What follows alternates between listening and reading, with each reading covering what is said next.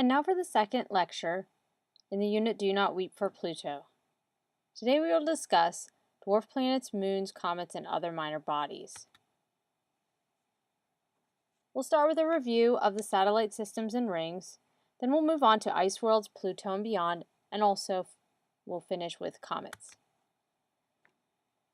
Most of the following slides you have seen before, so we'll go through them relatively quickly. Other worlds than our Earth have moons, which we dub satellites. Jupiter's largest 4 moons are called the Galilean satellites because they were discovered by Galileo. The chart here shows you some typical sizes of moons of various planets. As you can see, some moons are larger, even larger than our own moon, and some are smaller.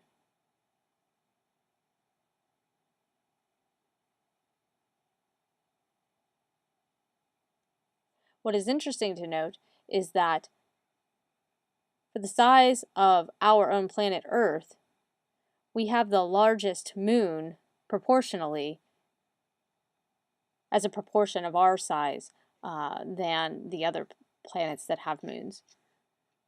For example, Jupiter is much, much more massive than the Earth and much greater in diameter. So even though it has moons larger than our own moon, they are not proportionally nearly as close to the size of Jupiter as our moon is to the size of Earth.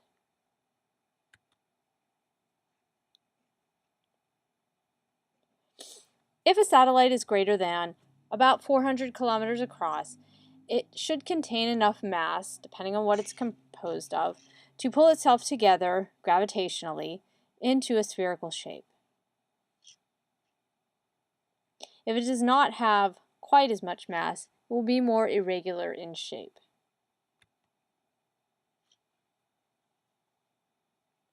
We discussed some of the odd moons in our solar system, such as Iapetus and Enceladus and Miranda. The features of all of these we've discussed before, and you can refer to your PDF files if you would like to go over them again. We also talked about ring systems, and all the gas giant planets have them. It's just that Saturn's is the most obvious and famous. And we talked about how the fact that Saturn's rings are comprised of particles rather than a solid disk was experimentally proven here in Pittsburgh by James Keeler at the Allegheny Observatory using the Fitz-Clark telescope. We talked about why he was able to prove that using the Doppler effect and observing the speed of the rings and determining if the speed corresponded more to something like what you would expect for a disk or what you would expect for particles, and he was able to deduce that they traveled at a velocity that could only be explained if they were composed of many different particles and not a solid disk.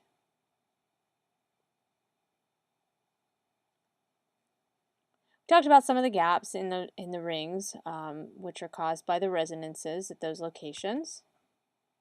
And we also discussed how the other gas giant planets also have rings. They're just more tenuous and harder to see in the glare of the planets themselves. They're just not as extensive as the rings of Saturn.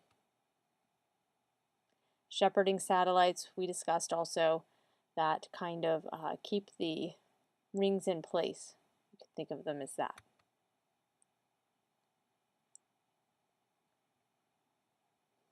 And that as bodies come too close to a planet or other source of high gravity, they can break up into pieces and fragments, which then can go into orbit, causing a ring to form. So let's get on to some new material. We're going to discuss ice worlds, Pluto, and beyond. Some of these ice worlds we did already talk about when we talked about moons, specifically the Galilean moons, Io, Europa, Ganymede, and Callisto. And I think I gave you a phrase mnemonic to remember the order. These are in order from closest to farthest out from Jupiter. I eat green cheese is one way to remember um, which moon goes where. But then, of course, you need to know what I stands for and E stands for and so on. But anyhow, they are Io, Europa, Ganymede, and Callisto. Cold, icy bodies, but they do share some unique characteristics. Io is got active volcanic action, which is what accounts for the color of its surface because the Io's volcanoes erupt sulfur material onto the surface of the moon.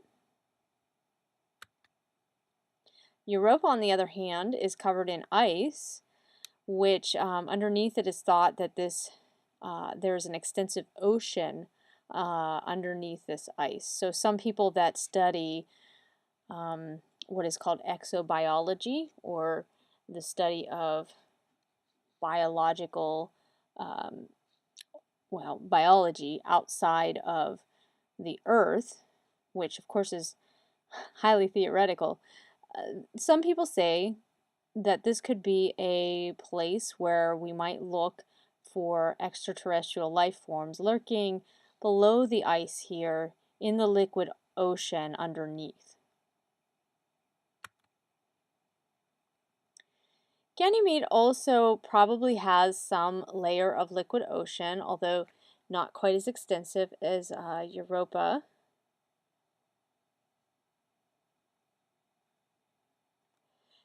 Callisto is more just ice and a mix of rock and ice that is less differentiated than the other moons.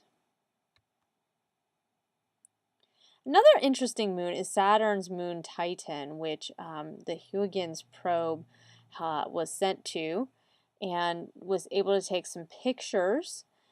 And what's interesting about Saturn's moon Titan is that it contains a thick atmosphere, which is why it just looks hazy from outside. And on the surface, there is liquid, which forms into rivers and lakes.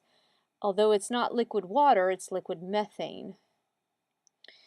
A more speculative prospect for possible extraterrestrial life might be some kind of silicate-based life form on Saturn's moon Titan.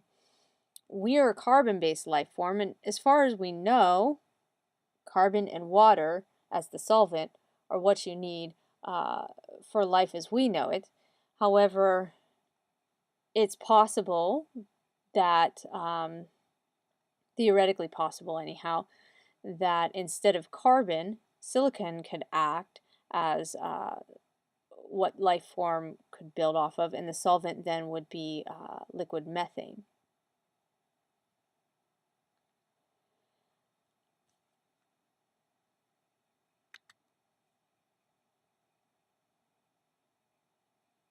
Another interesting moon is Triton, which is one of Neptune's moons. It is a very large moon, larger than Pluto, almost as large as Europa. It's a little odd in that it orbits backwards compared to the direction that Neptune rotates. And it's just got some interesting, cool features on it. Cool, literally and metaphorically speaking. And so now we come out to the sad case in some people's minds of Pluto. And Pluto is out there beyond the orbit of Neptune currently. Sometimes it is within the orbit of Neptune. But it has its own moon that orbits it. Now, remember what I said about how our moon proportionally would be the biggest moon to planet size of any other planet in our solar system. I can say that now because Pluto is no longer considered a planet. Pluto would have held the honor of that being the case prior to its reclassification as a dwarf planet. Because its moon is actually fairly large compared to the size of Pluto itself.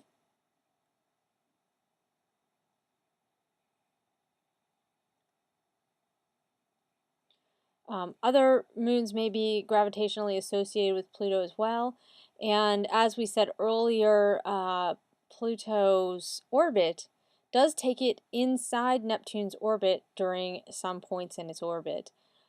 So for that reason, it's actually considered to be a trans-Neptunian object. Also considered to be a dwarf planet because it is spherical in shape, but it is not large or massive enough to clear its orbit of debris. So again, to reiterate the logic behind Pluto's reclassification, it's definitely different compared to the other planets in the solar system, and you can tell that just by at a glance now that we know what Pluto looks like and what it's composed of and how it orbits, which wasn't known when it was originally discovered.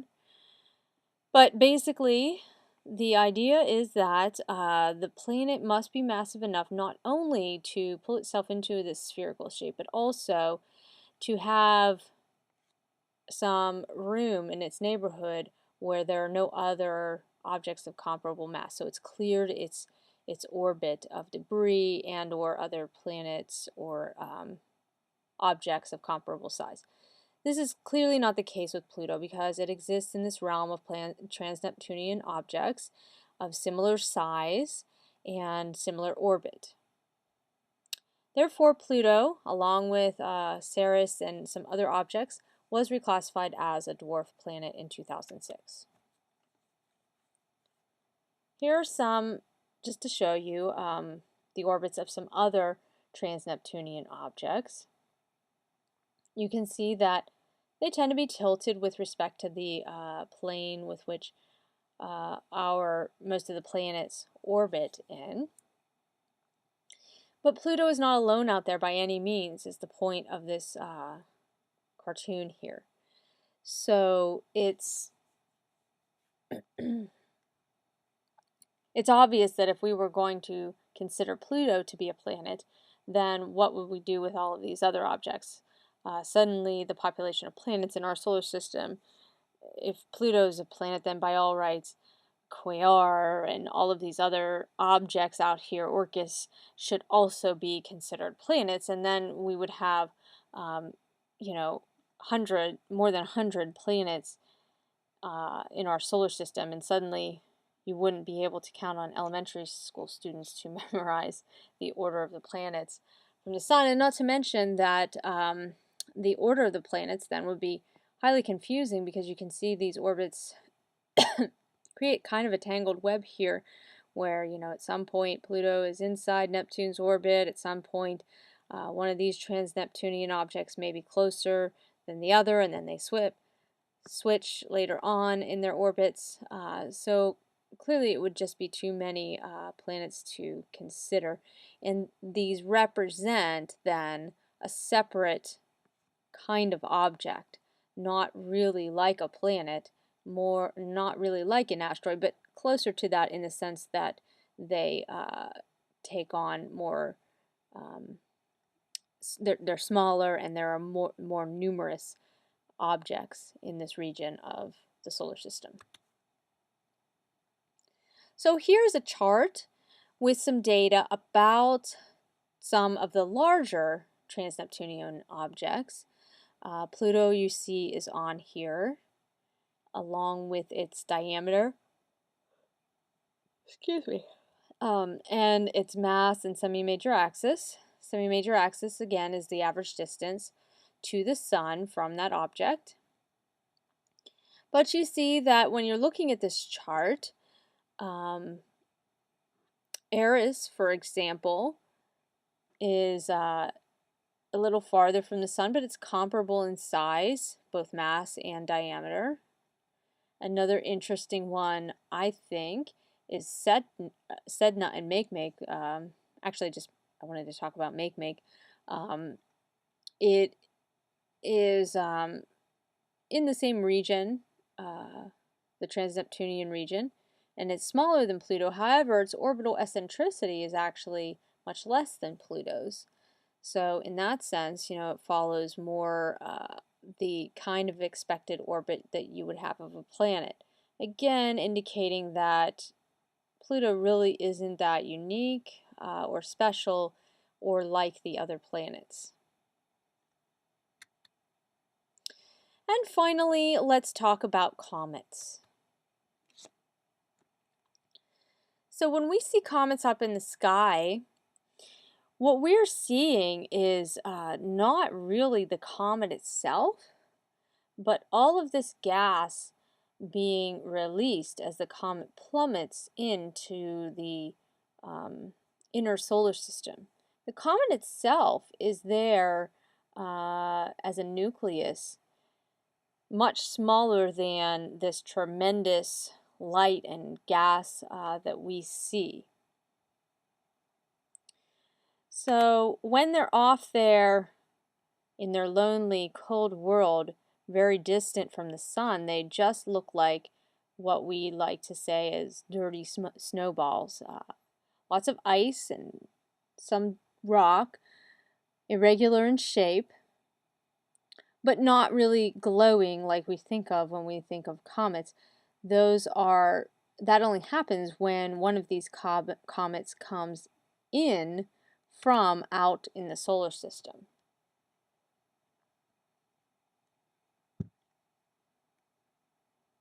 So during that time when they plummet in closer to the solar system, maybe they were knocked gravitationally a little bit by a passing star or something, and they're knocked out of their very distant orbit into an orbit which takes them on a highly eccentric path towards the sun.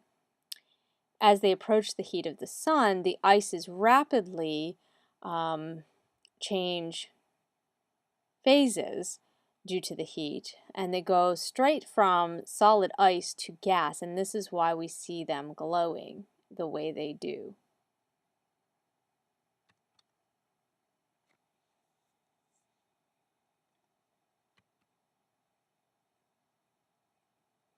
And so this diagram here kind of depicts that. As you see in the upper left, you see nothing but the dirty snowball. You don't really see any glowing gas around it. As it gets closer and closer, when it's a couple AU from the sun, then it starts to form this gas and tail, and the tail is always directed away from the sun due to the solar wind. And then as it goes on in its orbit, its tail diminishes, and then eventually it ends up as just your dirty snowball again. Although, if you compare the size of the nucleus on the upper left-hand part of your picture to the nucleus on the upper right-hand part of your picture, you notice that it is smaller now, and that is on purpose because this is depicting that in this process of sublimation, when this glowing gas is given off, it is actually losing mass to this heat and this sublimation, so that when it gets through this part of its orbit and continues on to the colder regions far out away from the sun, and it can no longer has to glow like this, it has now suffered some mass loss, and it is a smaller object from when it began its plummet in towards the inner solar system.